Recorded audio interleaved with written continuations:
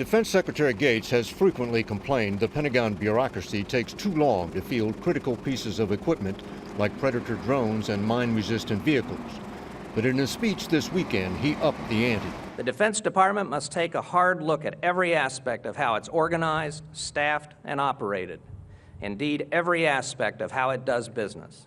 Speaking at the Eisenhower Library, which houses the records of the president who famously warned about the military-industrial complex, Gates ticked off example after example of Pentagon bloat.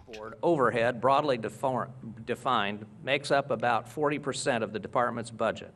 A top-heavy bureaucracy where generals hang on to their jobs long after the need has vanished.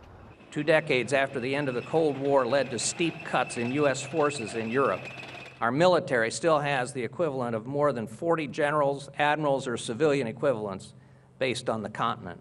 Gates said health care costs are eating us alive, going from $19 billion to $50 billion in 10 years.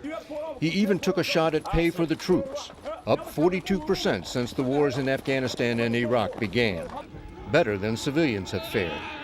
Not counting those wars, the Pentagon budget has almost doubled in the last decade, even though no other country is remotely close in military power. The last time a defense secretary tried to take on the Pentagon bureaucracy was September 10th, 2001.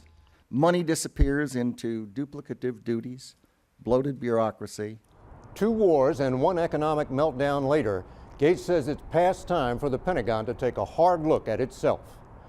David Martin, CBS News, the Pentagon.